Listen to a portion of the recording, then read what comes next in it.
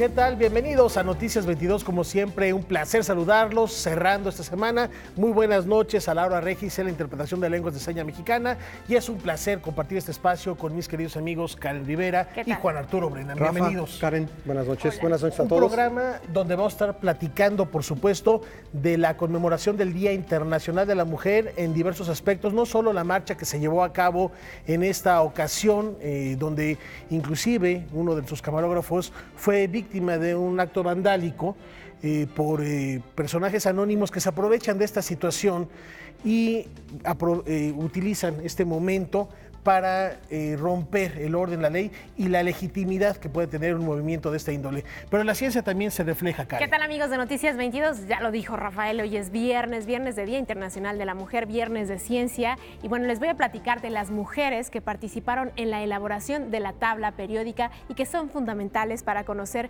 la historia de la química, Rafael.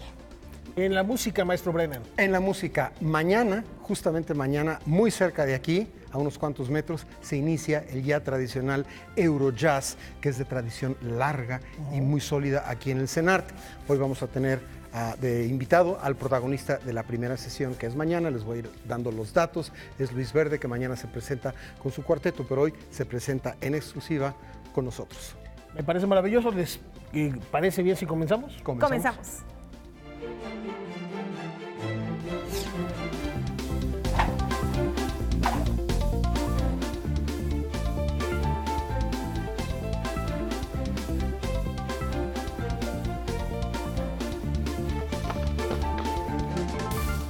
Rafael.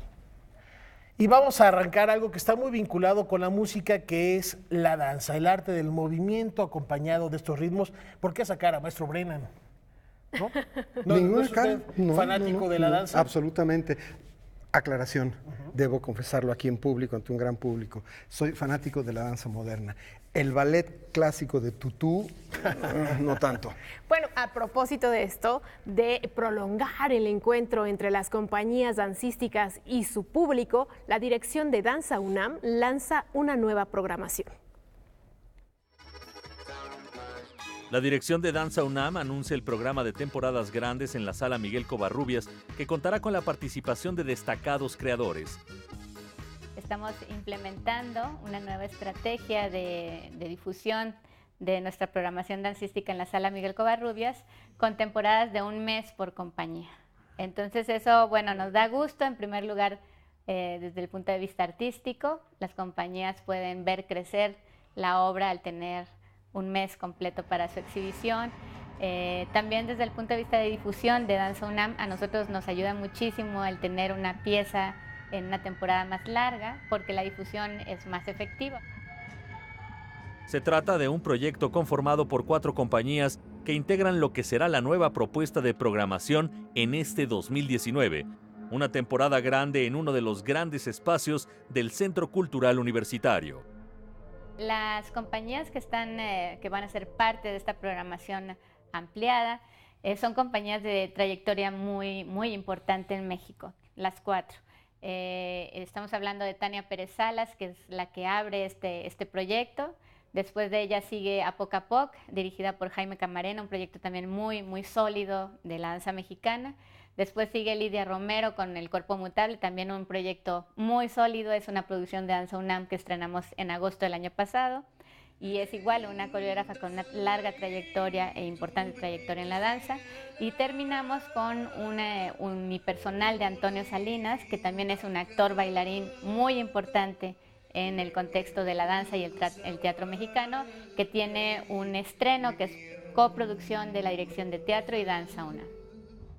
La agrupación dancística encargada de abrir las temporadas grandes en la Sala Miguel Covarrubias será la compañía Tania Pérez Salas, con las piezas 3.1416 y Macho Man 21, del 9 al 31 de marzo.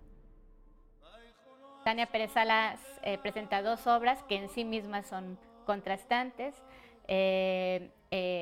La segunda es una obra muy fuerte, que tiene una perspectiva de género muy, muy, muy fuerte e importante porque habla sobre la violencia de género hacia las mujeres, ¿no? En este prototipo del macho mexicano y una situación en donde la intención de la coreógrafa es hacer reflexionar al público sobre esta condición. Con información y texto de Salvador Perches Galván, Óscar Helguera, Noticias 22. Una cosa muy destacada en esto que acabamos de ver es que la lista de nombres que se dieron de los participantes en esto es como un who's who, un quién es quién. Entonces va a ser muy interesante porque de veras hay nombres de mucho prestigio y sobre todo de larguísima y muy fructífera trayectoria en la danza moderna. Y de estas cuestiones de la danza, Rafael, que son también importantes, nos vamos a las cuestiones de encuentros arquitectónicos. Mextrópoli tiene ecos en San Ildefonso.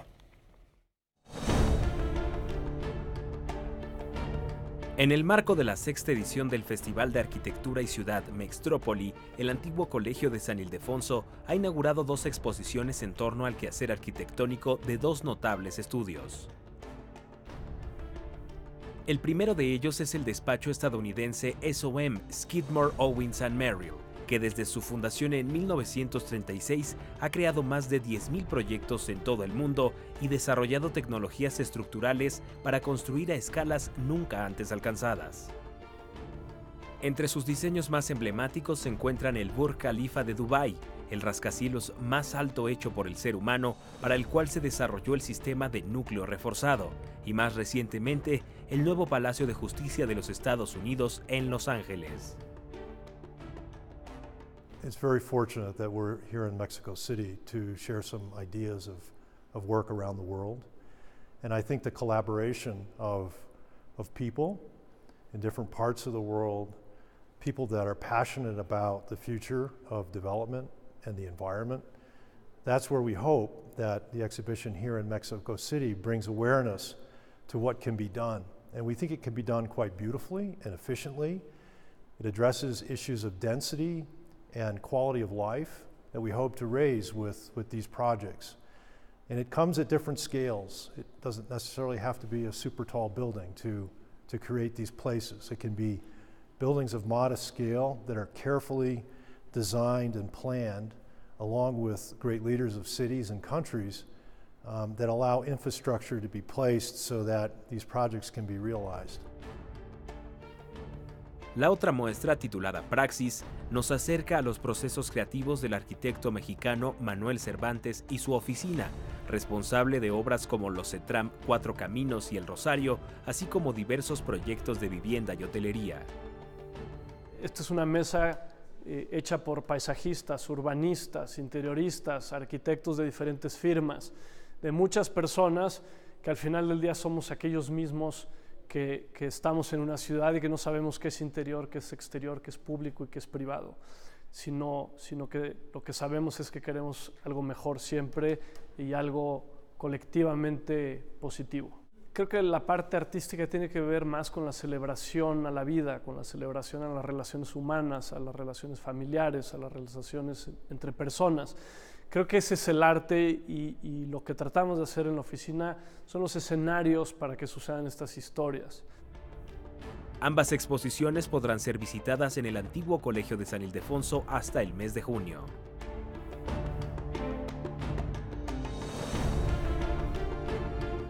Bueno, y qué mejor manera de sumarnos a esta conmemoración por el Día Internacional de la Mujer, celebrando el trabajo de un apellido que va vinculado precisamente a grandes creadoras, como es el de Pecanins. Vamos a ver, se quedaron en silencio. Vamos a ver de qué se trata. Las hermanas Pecanins, Montserrat, Tere y Ana María, representaron toda una época en la historia de la plástica mexicana. Durante casi medio siglo, la Galería Pecanins fue el referente del arte catalán y mexicano. Nuestra galería, gracias a Dios, entró siempre los artistas de otra galería a tomar café con las pecas. Entonces, ¿qué quiere decir? Amor con amor se paga.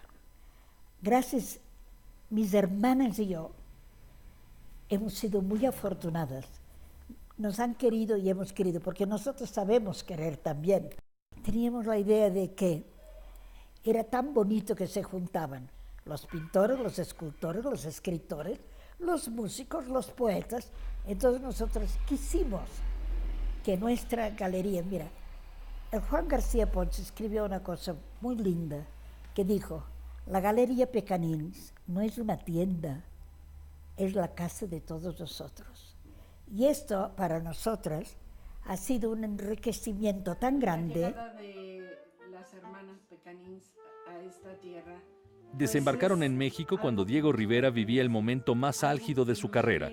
La familia Pecanins vivió la Guerra Civil Española y se ahorró la posguerra y la dictadura. Dejaron un país gris e ingresaron en el esplendoroso México de los años 50, otro mundo. Se integraron rápidamente sin perder sus raíces. 4 generaciones apasionadas por el arte y la aventura. Llegaban vestidas iguales, inventaban bailes en que salían como pareja. Nosotros no venimos de refugiados, venimos aquí. A mi padre lo mandaron, una compañía que es medio inglesa, medio catalana, por 5 años. Y vinimos con muebles, perros, todo, muy bien, ¿verdad? Ellas dejaron una huella tremenda en la cultura en México. Parte de estas apasionadas vidas, llenas de historia y de anécdotas, son recuperadas por el cineasta catalán Ventura Pons en el documental Universo Pecanins, que tendrá su primer mundial en el Festival Internacional de Cine de Guadalajara y que se proyectará los días 9, 10 y 11 de marzo. Ventura Pons es un hombre que es tan trabajador, que no para. Él, ¿sabes? Todo lo que ve, todo lo asimila. Es tremendo y es adorable. Y entonces, y él ha hecho esto, de veras, nos quiere mucho y se ha dado cuenta que de veras no somos unas mujeres comunes y corrientes que nada más salón de belleza y todo, que somos otra cosa, que hemos sido buenas madres, hemos sido buenas en todo lo que hemos hecho, porque lo hemos hecho todo, y el amor es lo único, las cosas que se hacen con amor son las cosas que de veras funcionan y valen la pena. Esto es lo que hemos sentido siempre. Fue un día y yo conté algo, nos divertíamos tanto en Barcelona y al Ventura digo, yo voy a hacer una película de ti. Yo me lo tomé todo en chunga, porque, ay sí, ahorita voy a hacer la verdad. Yo me tomo, no me tomo cantidad de cosas. Las series sí son serias, pero el vedetismo no va conmigo. Mira, y entonces yo creí que era puro cuento chino, pero no era chino, fue de verdad. El Universo Pecanins participa, entre otros, Montserrat Pecanins, Arturo Ripstein, Laura Esquivel, Paz Alicia García Diego, Astrid Haddad, Brian Nissen, Manuel Miralda, Manuel Felgueres, Frederic Amat, Joan Pere Viladecans, Betsy Pecanins, Jaime Curi, Walter Duegner y Dylan Duegner Pecanins. El 11 de marzo a las 19 horas también se proyectará el documental en la Cineteca Nacional de Ciudad de México. Con información y texto de Salvador Perches Galván, Óscar Helguera, Noticias 22. Yo diría que es un documental de indispensable revisión, entre otras cosas porque la lista de artistas importantes mexicanos y de otras latitudes que ha pasado por las manos y los muros de las Pecanins es como una historia dentro de la historia. Hay que verlo. Recordemos que esta galería, que abrió sus puertas en los años 60, también tuvo la visión de acoger a aquellos artistas jóvenes poco reconocidos con diversas técnicas y que, bueno, es fundamental también para entender la labor, el surgimiento de artistas en este país. Promotoras indispensables. Así es. Y con esta reflexión nos vamos a una brevísima pausa, no sin antes hacerles una extensión para que echen un vistazo al canal 22.2, una ventana también para acercarse al quehacer artístico y cultural de México y el mundo, que está preparando una programación muy atractiva que también pronto se va a renovar, así que la invitación queda hecha a que continúen en esta, la única hora de la televisión en México consagrada a la cultura. Ya volvemos. Eso es. Ayer les presentamos los pormenores del documental Malinche, que retoma la figura de la mujer que medió el encuentro entre Hernán Cortés y Moctezuma. Pero no es la única cinta inspirada en la Malinche. Vamos a ver la siguiente. Ay, Señor, qué cosas hicimos. ¿Qué cosas hicimos los 550 que vinimos con Cortés? Basado en las crónicas de Bernal Díaz del Castillo, códices aztecas y distintos historiadores, Gonzalo Suárez presentó en el Museo del Prado su más reciente filme, El sueño de Malinche, una fábula sobre la conquista de México ilustrada con el trazo del Premio Nacional del Cómic Pablo Auladel. Que no se trata de un desarrollo histórico propiamente dicho, sino más bien es pues es una pieza poemática, podríamos llamarlo, y luego el hallazgo son los dibujos de Pablo Auladel, que evitan una representación teatral, como en el cine es inevitable, evitan una reconstrucción actoral y, en cambio, tienen toda la fuerza y la sugerencia de una época sin imitar y sin reproducir exactamente los dibujos de los códices. El dibujo permite hacer cosas que quizá en imagen real directamente pueden quedar ridículas o raras o absurdas, ¿no? El dibujo, que aunque la gente piensa que el dibujo siempre tiene un referente real, el dibujo a fin de cuentas termina cerrando como un mundo propio, y ahí puedes jugar y hacer prácticamente lo que quieras dentro de las leyes de ese proyecto. Yo creo que eso es lo que le atrajo. Producida de forma independiente por el filántropo Joaquín García Quirós, Gonzalo Suárez centró el proyecto en el poder de la palabra de Malinche. Tras concluir el filme, la editorial La Huerta Grande publicó también un libro con los textos de Gonzalo Suárez y las ilustraciones de Pablo Auladel. Tiene algo de evasión el cine, la literatura, la pintura, la música, una evasión que es una alternativa a la dureza de la vida y sobre todo en mi caso, además, no en mi caso sobre todo, hay casos peores, por cierto, pero vamos, yo que ya nací con guerras y tal, y posguerras que tampoco tienen ninguna gracia, pues el hecho mismo de poder tener una vertiente que, aunque sea recordando un pasado cruento, pues me parece una solución plausible. El sueño de Malinche se presentará el 12 de marzo en el Festival Internacional de Cine de Guadalajara, donde Gonzalo Suárez presidirá la cátedra Julio Cortázar y se proyectará un ciclo de sus películas. Para Canal 22, desde Madrid, España, Francina Islas, corresponsal. Y estaban pobladas la mitad de las casas en tierra. ¿Qué opinas, mi querido Juan Arturo, de estas imágenes? Bueno, lo que se ve en el libro apunta a un diseño y una concepción iconográfica realmente bien interesante. Sí tiene algunas, algunos apuntes de cosas que ya hemos visto en la grafía dedicada a estas cosas, pero hay cosas nuevas. Es un libro que creo que valdría mucho la pena ver. Tenemos ya otro pretexto para darnos una vuelta a Guadalajara, donde arrancan las actividades del Festival Internacional de Cine. Tenemos un equipo ya instalado precisamente en la Perla Tapatía para que nos dé los pormenores a partir del lunes, pero no solo será esta presentación, también ayer hablábamos de Complot Mongol, que Sebastián Del Amo va a presentar allá en Guadalajara. Que es un remake. Es un remake, fue de los 70, ¿no? En los 70 se hizo el Complot Mongol aquí, sí. Y ahora es Damián Alcázar y Bárbara Mori quienes están al frente de este reparto. Me llama la atención sobremanera. Habría que ver, el texto original es muy bueno.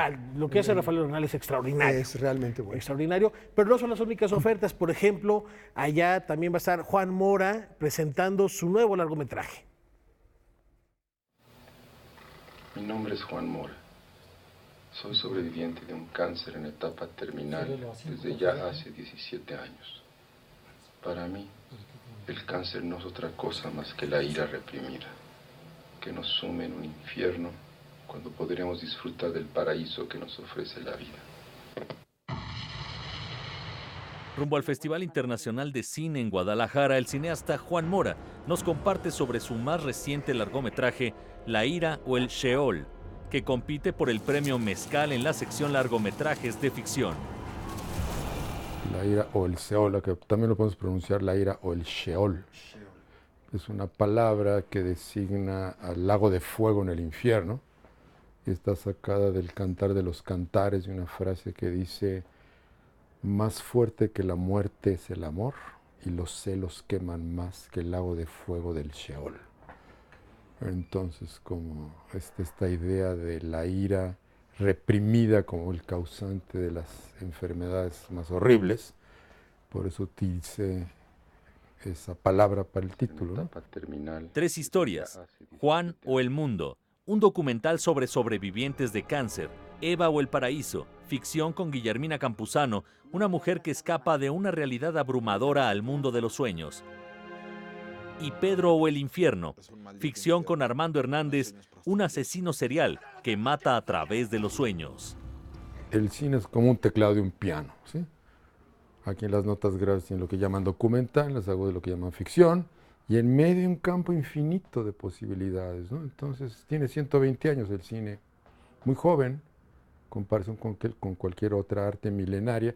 Entonces, ¿por qué nos tenemos que cerrar y decir, no, nada más esto, nada más lo otro? Yo creo que se puede utilizar todo, ¿no? Y la idea un poco fue, pues la ficción normalmente trata con posibilidades, ¿no? Trata con sucesos que pueden suceder. Y el documental generalmente trata con actualidades, cosas que han pasado.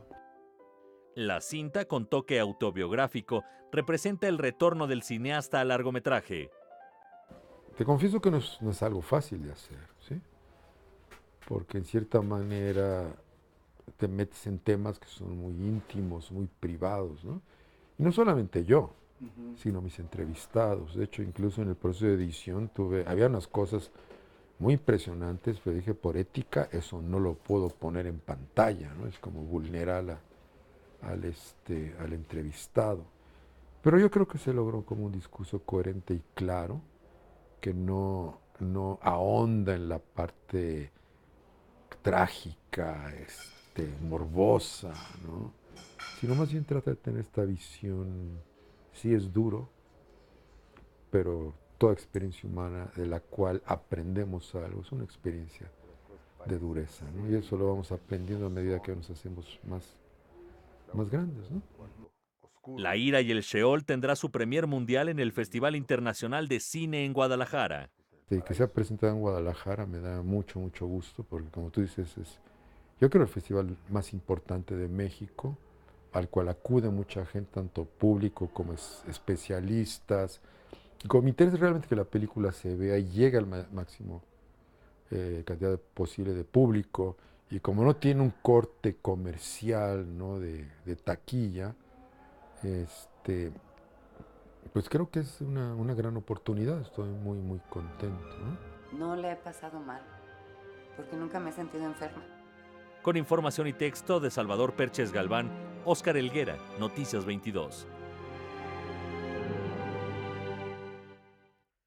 Tú dirás, Brennan, ¿nos damos una vuelta a Guadalajara o no? Hay mucho que ver, como siempre, y en particular, como siempre, cine mexicano muy bien representado.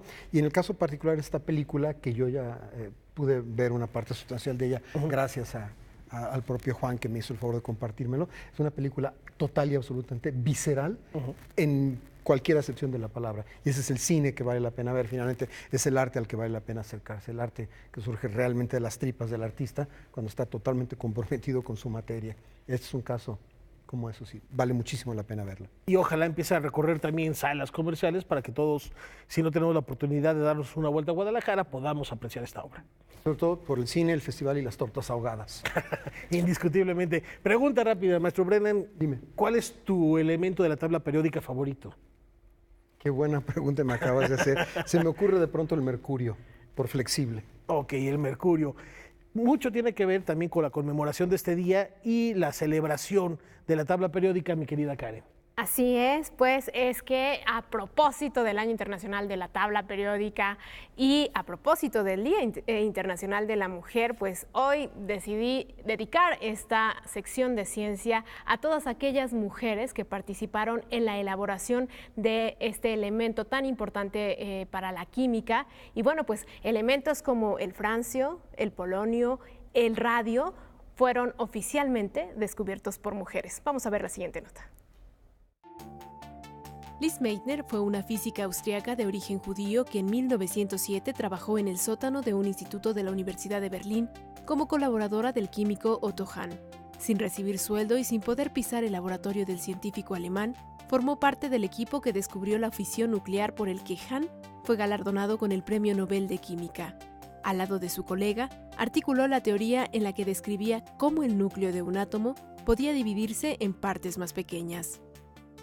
Sin embargo, ella no es reconocida desde los primeros reportes de su trabajo, ya que se atraviesa la Segunda Guerra Mundial y Otto Hahn dice que nunca la metió como reconocida en sus publicaciones porque se trataba de una mujer y además de una mujer judía, ¿no? De manera que ella es víctima doble de discriminación en ese tiempo. Meitner participó en el descubrimiento del isótopo de protactinio, que ocupa la posición 91 de la tabla periódica, y se nombró meitnerio al elemento sintético número 109 de esta herramienta en honor a su trabajo. Como ella, otras mujeres colaboraron en los hallazgos de los elementos químicos, entre las que se encuentra la científica polaca Marie Curie, ganadora de 2 premios Nobel. A ella se atribuye también el descubrimiento de 2 elementos químicos de la tabla periódica, que es el radio y el polonio. El polonio lleva el nombre de polonio en honor al lugar donde ella nació. Ella trabaja en el laboratorio junto con su esposo y ellos empiezan a trabajar con material que parece tener propiedades nuevas, que en este caso ahora sabemos que se trata de la radioactividad y gracias a eso obtiene el primero de sus premios Nobel. También se encuentran la química y física alemana Ida Noddack, que trabajó en el hallazgo del renio, uno de los elementos más escasos de la corteza terrestre. La física francesa Marguerite Catherine Perey, a quien se le atribuyó el francio, el último elemento natural en ser descubierto, así como Yulia Lermontova, la primera mujer rusa en obtener el grado de doctora en química.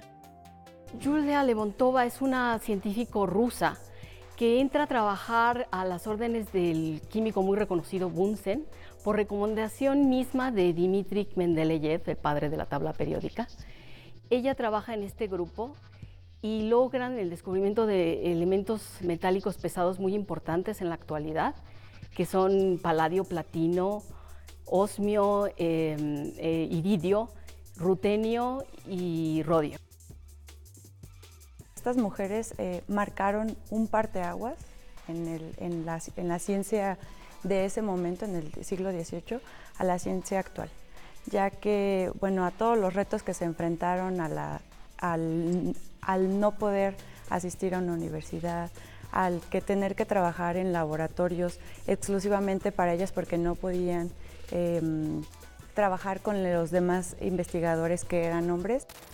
Aunque no se sabe porque se reconocen algunas mujeres, seguramente en todos los grupos de investigación de todos los demás elementos que se descubrieron, seguramente hubo alguna mujer, pero no se le dio como el reconocimiento a esa contribución que se dio a esta herramienta, ¿no?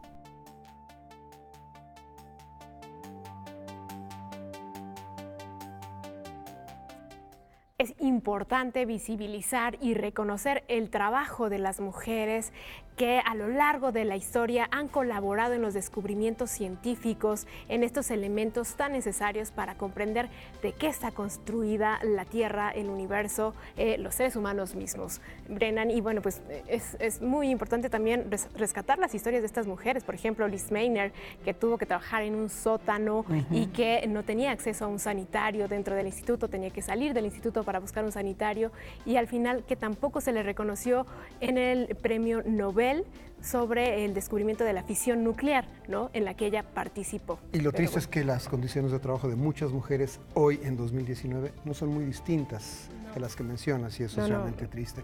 Me preguntabas por mi elemento favorito, el mercurio, además de que me gusta por fluido y flexible, el nombre y las letras que le dan identidad a su símbolo son muy lindas. Hydrargyrum, plata líquida. Bellísimo. Ahora, también dar seguimiento, porque aquí mencionas a mujeres fundamentales, pero cuando hacían referencia a Marie Curie, también hay que subrayar que sus hijas se dedicaron a lo mismo. Entonces está Irene Joliot Curie, quien también fue física y química y que hizo muchos aportes precisamente para conocer, como bien dices, qué somos desde el punto de vista atómico y de partículas. Por eso la necesidad de visibilizar a las mujeres que hacen ciencia en este país y en el mundo en general. Una pausa. En 1811, un incendio en una fábrica de Nueva York. En el 13, una revuelta en Rusia, donde mujeres clamaban por la paz y el zar dijo: a la que salga de la fábrica le disparan. Después se crea la ONU en el 45 y en el 75 se declara el Día Internacional de la Mujer, precisamente para conmemorar todos estos sucesos, entre muchas otras, el derecho al voto en 1910 y una sucesión de eventos que hoy nos tienen recordando y celebrando y exacerbando este día. Antes de mandar la nota rapidísimo, maestro Brennan, ¿una acotación? Una acotación, sí, a las que salieran tenían orden de dispararles. Ajá. Y las que se quedaron adentro las quemaron. Las quemaron. Así es, lamentables estos sucesos, y por eso viene la reflexión el día de hoy, y no solo en la historia, sino también en el cómic.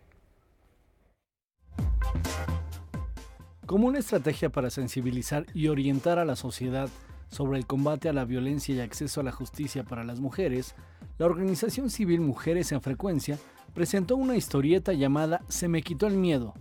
Todas estaban conmigo.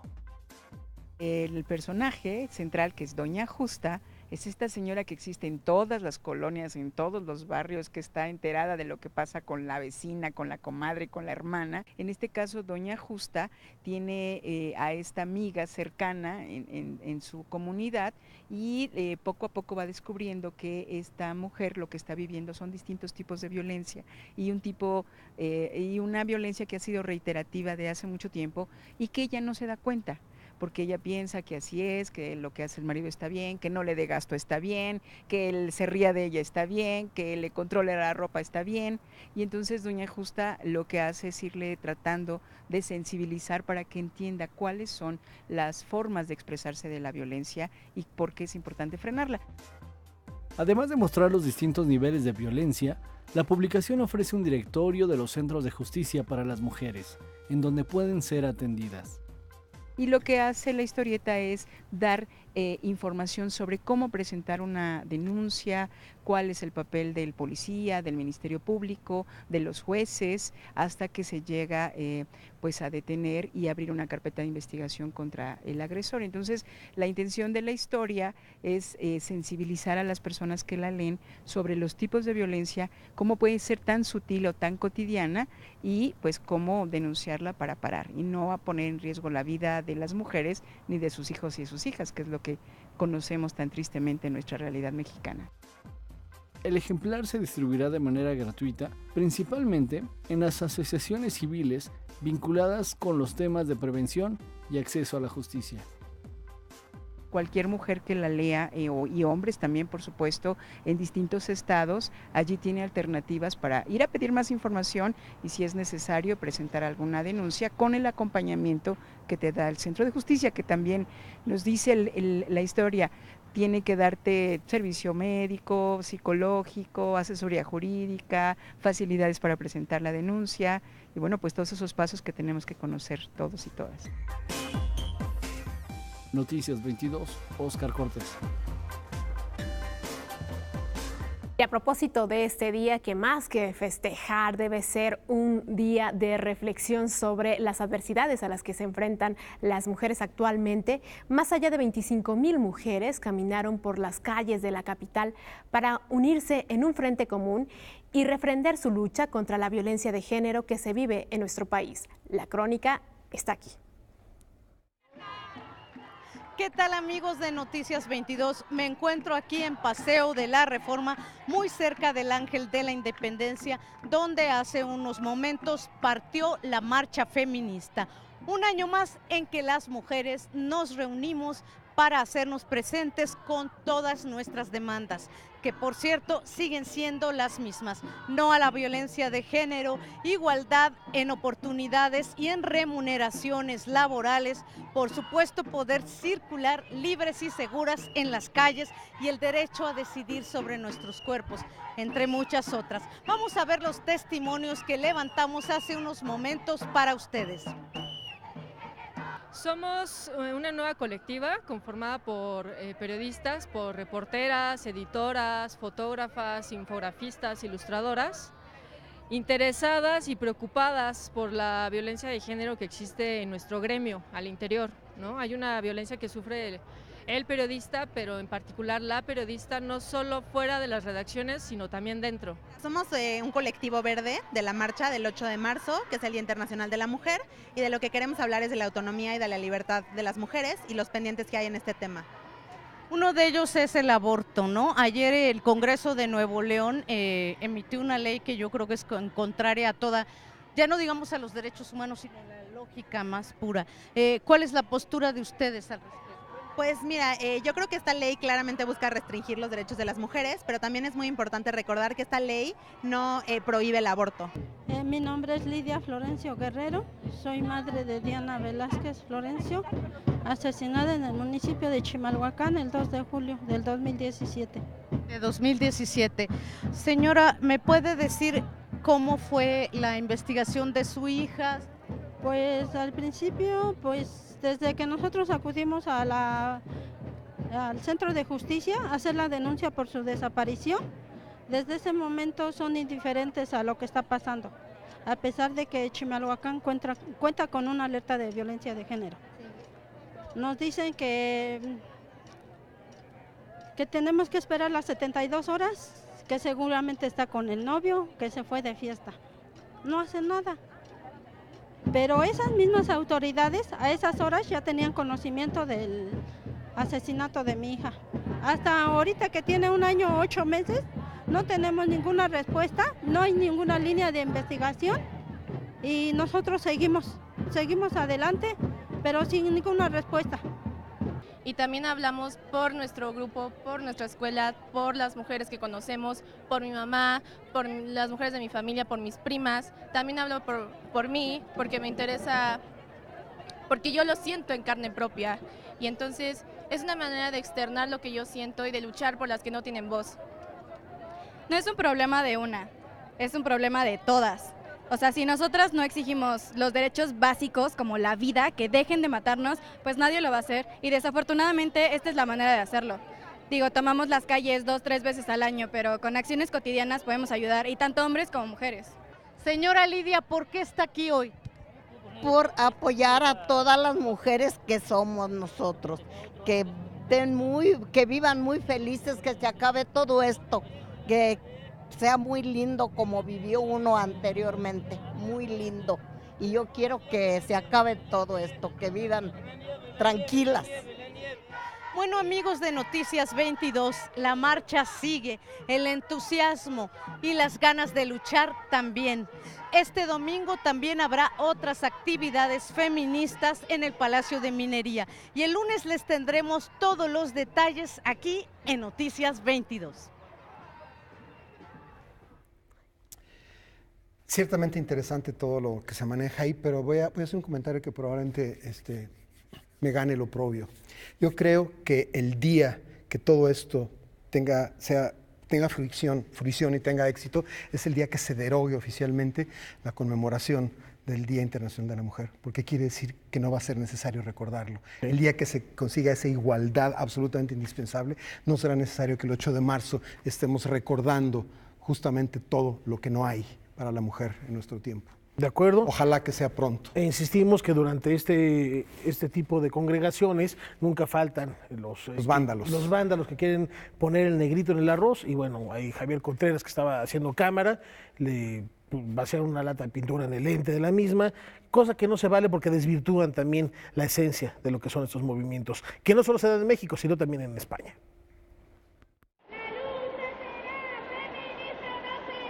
Las principales calles del corazón de Madrid fueron insuficientes para acoger a la marea morada que en un récord histórico reunió a más de 375.000 personas.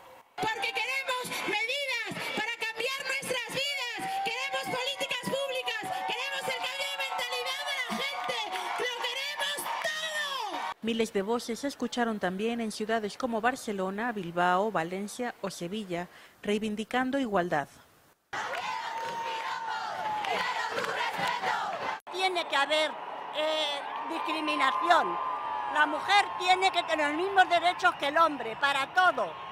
Tanto para la casa como para el trabajo, como para la vida cotidiana. Hay que cambiar. Bajo el lema Más de 1000 motivos, los principales reclamos fueron contra el machismo, la violencia de género y la desigualdad salarial, que se calcula en España de entre un 15 y un 20%. Posiblemente la acción que todavía esté menos desarrollada es el cumplimiento de los estándares de igualdad en las empresas privadas, ¿no? La administración es un ejemplo y hay algunas acciones que se están haciendo significativas, pero en general las empresas, especialmente las pequeñas empresas, son muy ajenas a todo este grito, ¿no?, social. Sí que es verdad que conozco gente que todavía le cuesta bastante identificar este movimiento como algo bastante importante y que es necesario. Entonces todavía queda bastante por avanzar.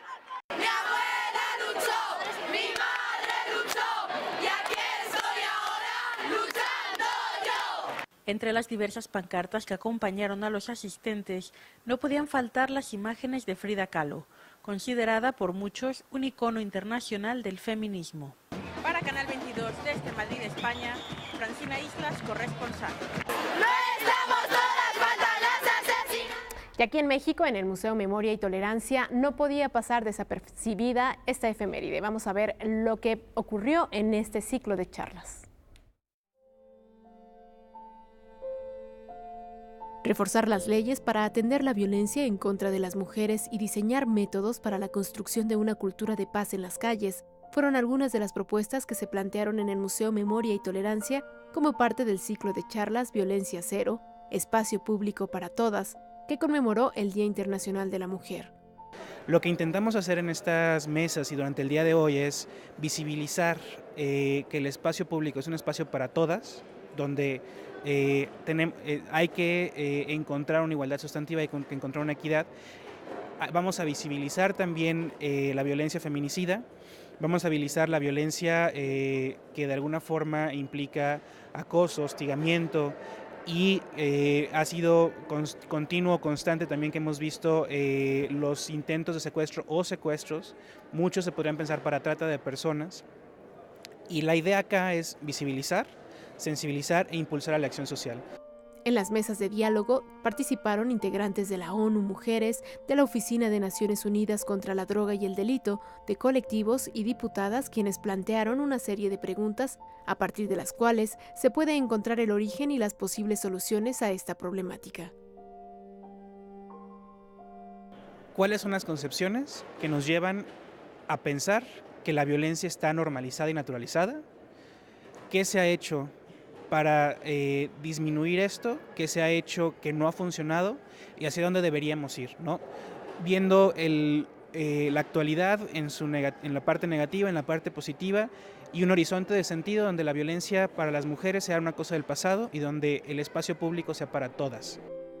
Los representantes del museo, ubicado en la avenida Juárez del Centro Histórico, presentaron el proyecto para la creación de 3 túneles museográficos y digitales que promuevan la erradicación y la prevención de la violencia en contra de las mujeres y que visiten las diferentes plazas públicas del país. Noticias 22, Karen Rivera. Y para cerrar este bloque dedicado al Día Internacional de la Mujer, Óscar Cortés nos preparó una nota donde se reflexiona sobre la presencia femenina en los videojuegos.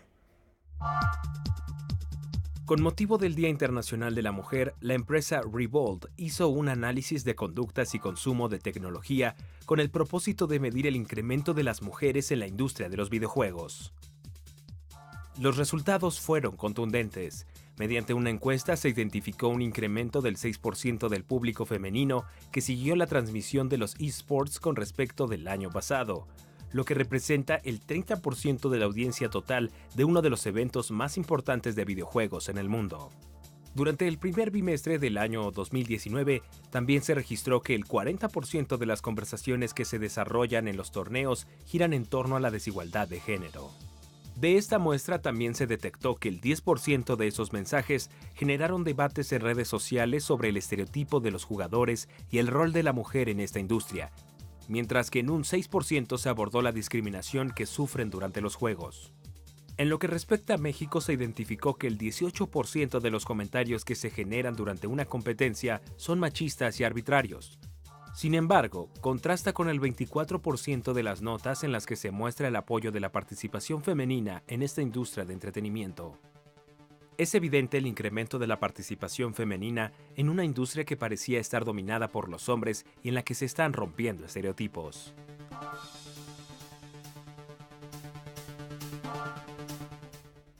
Bueno, pues están rompiendo estereotipos. Ahora vemos este papel de las mujeres en los videojuegos y en muchas otras disciplinas. Pero bueno, pues vamos a una breve pausa. Ya está aquí el invitado de Juan Arturo Brennan. ¿Vas para allá, mi querido Juan Arturo? Ya me voy. Regresamos. Muy buenas noches, sean ustedes bienvenidos a la sección musical de los viernes, que hoy es simultáneamente un anuncio, una convocatoria y un gratísimo coloquio con mi invitado. El tema es que mañana a exactamente 185 metros de aquí, según el Waze y el GPS, en las áreas verdes, no te rías, Rafael, del Centro Nacional de las Artes, nuestros vecinos, inicia Eurojazz, un evento ya muy tradicional en la cartelera anual del CENART, y se va a realizar desde mañana hasta el 31 de marzo. Son 14 presentaciones de grupos de jazz de 13 países distintos. Les voy a dar unos datos duros más adelante, pero antes que eso, quiero presentarles a mi invitado de esta noche, Luis Verde. Luis, bienvenido. Muchísimas gracias. ¿Saben por qué está aquí? Porque ya llegó y porque mañana él inaugura con su cuarteto el Eurojazz. Entre las cosas interesantes que hay es que además de los 14 eventos estrictamente musicales, hay 7 masterclasses. Y aunque Eurojazz inicia oficialmente mañana, las masterclasses iniciaron hoy, ¿cierto? Cierto. Dinos algo. ¿Sobre la masterclass Sí, o sobre el...? brevísimo. Gratísima experiencia, la gente maravillosa y los alumnos encantadores. Muy bien. ¿Cuánta gente asistió a tu masterclass? Bastante. Bastante, mucho, multitudinariamente. ¿Sí? No sé si sería tan valiente diciendo eso, pero sí, bastante gente. Mucha gente. Bien, Luis, te presentas en cuarteto. Sí. Primera pregunta. Oí por ahí, dicen las malas lenguas, que una parte sustancial de lo que vais a tocar mañana viene de Vientos Cruzados. Completa. Completa. ¿Es álbum primero, segundo, tercero, reciente? ¿Dónde está en tu discografía este álbum? Mira, me vas a permitir que tenga la mala educación de regalarte el disco en directo. Es una mala educación, ya lo sé, pero... Malísima educación, gracias. Y lo que venimos a presentarlo porque, o sea, yo tengo la obsesión con tocar música original siempre. Me encantan los estándares, no tiene nada que ver, o me encanta la música folclórica, tradicional. Y quiero aprovechar para tocar este disco porque es lo más reciente que he hecho. Porque si no me gusta, no sé por qué, pues es una cuestión mía personal, como que no toco muy a menudo temas anteriores de otros discos. O sea, siempre sobre material nuevo. Sí, pero es igual por mi propia curiosidad, no lo sé. Muy bien. Por cierto, también sé, de buena fuente, estas no son las malas lenguas, que hiciste, como suelen hacer muchos jazzistas, estudios de saxofón clásico también, ¿cierto? Hice. ¿Ese repertorio todavía lo tocas de vez en cuando o lo olvidaste por completo y haces solamente jazz? Lo olvidé por completo, desgraciadamente, porque hay algunas cosas que son muy interesantes, pero no son muy compatibles. Y además el mundo del saxofón clásico, desgraciadamente, no es muy libre y no es muy rico en material. No hay mucha obra que tocar. Sí, pero en los inicios de tu carrera, ¿sí tocaste algo del repertorio clásico? Todo lo que hay que tocar. Todo lo que me dejaron. Glasuno, Viver, Villalobos, todos, todo aquello. Bueno, en este sentido voy a hacer una comparación que quizá va a hacer que Luis se sonroje un poco, pero no importa. Aquí para eso tenemos a los invitados, entre otras cosas. El caso de él es semejante, análogo al de Wynton Marsalis, que también se sabía todo el repertorio clásico de la trompeta y un día dijo, al diablo con el repertorio clásico, yo soy jazz y a eso me voy a dedicar, ¿cierto? Te agradezco la comparación, en mi vida me compararía con Wynton Marsalis. Yo te comparé. Pero sí, o sea, quiero decir, es una formación muy buena, eso lo tengo que admitir, pero no hay mucho futuro ni mucha... en el caso de Wynton es diferente porque la trompeta clásica sí que tiene posibilidades de tocar en orquesta, de tocar en otro tipo de formaciones de cámara, pero el saxofón... Es muy reducido el repertorio clásico, ¿cierto? Sí. Un puñado de obras claves y lo demás. Y encima te obligan a tocar con una sonoridad de otro instrumento. O sea, si tocas el saxofón, no, pero te tienes que parecer al oboe. Pero si soy un saxofón. Si lo quieres hacer de forma personal, lo admito, pero que sea como una cosa obligada, siempre me pareció un poco peculiar. Muy bien. El recordatorio entonces de que el cuarteto de Luis Verde, mi invitado de esta noche, abre mañana el Eurojazz a las 5 de la tarde en las áreas verdes, conocido coloquialmente también como los pastitos del Centro Nacional de las Artes, aquí en el CENART. Y por supuesto, como es en las áreas verdes, es hasta cierto punto informal. Puede ser picnic, lleven cobija, lleven la almohada, lleven algo de beber, de preferencia que no sea etílico para evitarse problemas, pero se puede asumir como un picnic jazzístico. Ahora, hay algo que quiero comentar contigo y compartir con nuestra audiencia esta noche, Luis, que me parece harto interesante. Fíjese, uno de los discos de Luis, creo que es con el cuarteto, sí, es un disco que lleva un título bastante curioso. El título de este disco es Yo soy otro tú, tú eres otro yo, pero el título del disco está puesto en maya, In Lakech a Lakin, que es el saludo que acabo de traducir primero al castellano. Cuéntanos un poco dónde está la liga maya, el conecte maya en tu disco. ¿Sabes qué pasa? Ese disco lo hice hace 4 o 5 años, creo que fue, y 4 o 5 canciones de ese disco las compuse aquí, porque estuve aquí de gira con un guitarrista mexicano y me maravillé con la cultura maya. Cuando fui al Museo Antropológico me quedé completamente maravillado con eso y me pareció precioso el título. Luego me generó muchísimos problemas porque tenía que contarlo cada vez que hacía un concierto. Claro. Tú imagínate, intenta pronunciarlo, no sé cómo se pronuncia, pero... ¿Y por qué lo quieres hacer así? Porque me pareció precioso. ¿Y por qué no lo pones en castellano o en inglés? Porque me pareció más bonito ponerlo en lenguaje nativo. Por supuesto, maya es absolutamente, sí. Y fue un poco por eso, ¿no? Además de Vientos Cruzados y de In Lakech a Lakin, ¿qué más hay en tu discografía? El primer disco mío personal lo grabé, creo que fue en 2012-2013, que se llama World of Distractions. Y anterior a ese grabé un disco a trío en el que también compuse muchas canciones con un trío que se llamaba Cítric Trio, que se llamaba Mandra. Mandra es una palabra que existe solo en catalán, que es el soporcillo este que te entra después de comer, que tienes ganas de tomar la siesta, que estás como cansado. Pues eso es la mandra. Eso nos ocurre con cierta frecuencia, ¿verdad, colegas? No solo cuando uno come a veces a media tarde. O a cualquier hora del día. Pero es positivo, es como una sensación. No, por supuesto que es muy positivo y llevarlo a cabo todavía más. Pero, en fin, ahí está esa propuesta. Bien, pues entonces, recuerden que además de los eventos que hay en las áreas verdes, que son estrictamente los conciertos, hay 7 clases magistrales, de las cuales ya ocurrió una. Si ustedes quieren saber el calendario completo, porque A, no me lo sé de memoria porque no me cabe en el disco duro, y B, nos aburrimos y se lo cito, es muy sencillo. En la página del Centro Nacional de las Artes, www.cenart.gov.mx, abren la página e inmediatamente el primer banner es Eurojazz. Ahí clic y ahí está toda la cartelera de las clases magisteriales, etcétera, etcétera. Por cierto, te presentas en cuarteto, ¿cierto? Sí. ¿Cuánto tiempo llevas con ellos? Pues tocando con el cuarteto específicamente, es que al final con varias formaciones tocamos mucho con diferentes músicos, pero esto digamos que 1 año y medio.